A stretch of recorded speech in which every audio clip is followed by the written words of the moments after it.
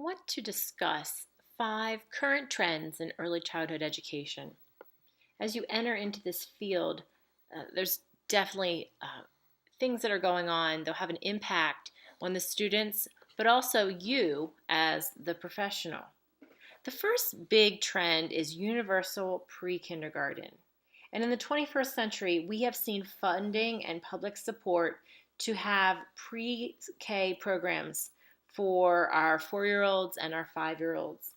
And this trend really has contributed to growth in the field today, especially in the area of pre kindergarten and Head Starts. Universal pre kindergarten shows that middle class children benefit from pre K, but sometimes those families can't pay for an additional year of pre K and opt to send young children into kindergarten.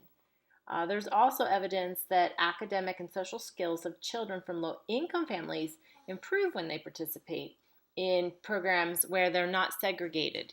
So what we see is the middle and high class populations send their kiddos to private pre-K, whereas our low income families are going to federally subsidized programs. But research shows the low income families do better when their children go to school with mixed populations. And so this is a very controversial topic as to how to best meet the needs of all of our young learners. Um, Another kind of part of pre-K that's new is the integration of pre-K into the public school. And we see now that young children are getting involved in their public school districts earlier, and they're helping align the pre-K programs with the standards that they will have in kindergarten in public schools. And this has made that transition from preschool to kindergarten much more smooth for the students that have participated in this. Another trend in early childhood education is the addition of Common Core standards and accountability. And our federal government has really jumped in with the enabling of the Common Core standards within every state of our country, and developed an idea of what children should know and be able to do at various ages, including pre-K. So that with the standards emerges new accountability to document this learning. And we really want to make sure that teachers are being held accountable for it and being measured. Now, I will tell you right now, I am not a proponent of the Common Core standards, mainly because they are measuring these standards for our teachers in ways that are not appropriate. And also, they're testing young children in ways that are not appropriate. But this is something that is definitely a trend right now, and you have to watch it carefully if you're in the field. But we see that the federal government is trying to take our youngest learners and hold them accountable to the standards of Common Core. And that's something that has some worth because there are good goals in those standards and it is aligned. But we also see that students are being tested in ways that are not appropriate. We're putting young kiddos on computers to test. We're making them read material when they can't read yet. And we're testing them for inappropriate amounts of time. So it's something to watch. There's definitely more information that will be coming out in that area soon.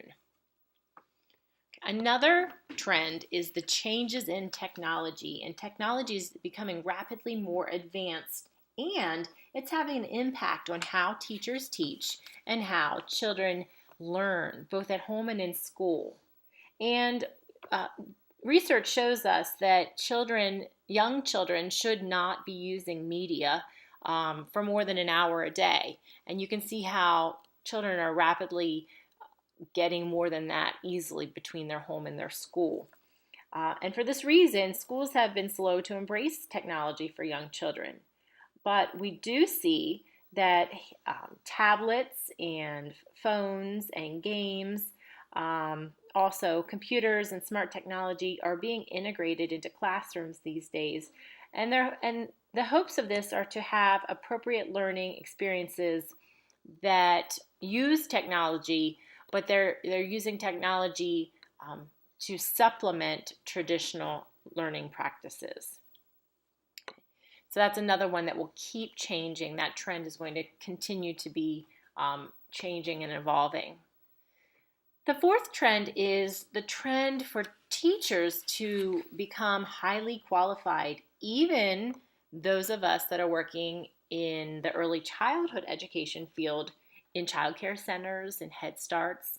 The qualifications are, raising the standard for our educators. When we look at the benefits of education to these programs, researchers have concluded that teachers with four-year degrees specialized in early childhood education do work better with young children. It is also not proven that just a degree is important, and we find that the programs where we basically have a mentor, like student teaching, or a lead teacher that guides new teachers, are also very successful in meeting the needs of our learners. In Head Start specifically, teacher qualifications have been raised over the years, and this is part of the requirement called the CDA, or Child Developmental Associate. This is a competency-based credential that requires you as a professional to have 120 clock hours of training and 480 hours of experience.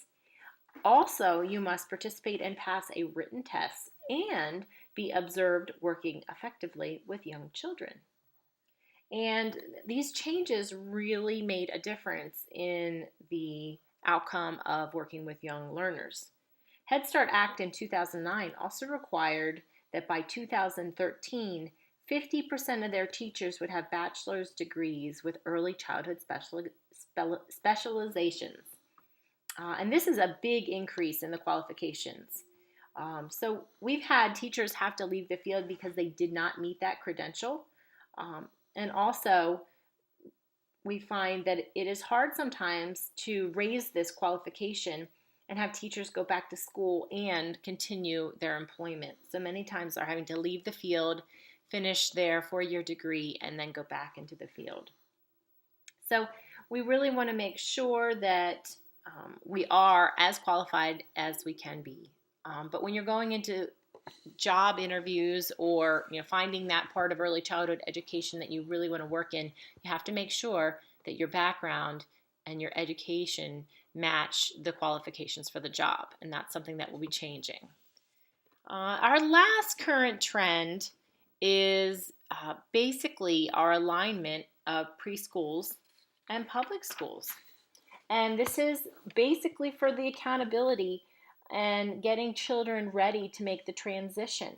Traditionally, these were two separate worlds, but now we see that the curriculum in preschools lay the foundation for the kindergarten curriculum, and that allows children to go from one stage to the next very seamlessly, and makes learning much more meaningful for all of our learners and makes the job more meaningful for teachers.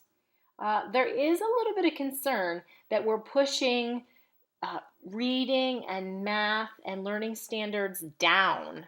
And so I know as a first grade teacher, the things that I was teaching in first grade became what was being taught in kindergarten. I spent some time as a kindergarten teacher as well, and the things that I was doing in kindergarten was what I used to teach in first grade. So we've taken the standards and we've pushed them down. So kindergartners are now learning what first graders did, which means preschool programs are now embodying what was traditionally taught in kindergarten. What that means is we are sometimes not being developmentally appropriate to our learners. And teachers really need to evaluate each student to see if they're ready for the information. What it also means is the gap between the kiddos that go to preschool and receive basically kindergarten skills as preschoolers and those who do not attend preschool are way behind when they get to kindergarten. So this alignment is good for the children within the program for the most case, but for the students that are not going to preschool, we're seeing a big gap in their achievement. So it's something that we should definitely look at carefully and watch because it's a trend that we'll see continuing.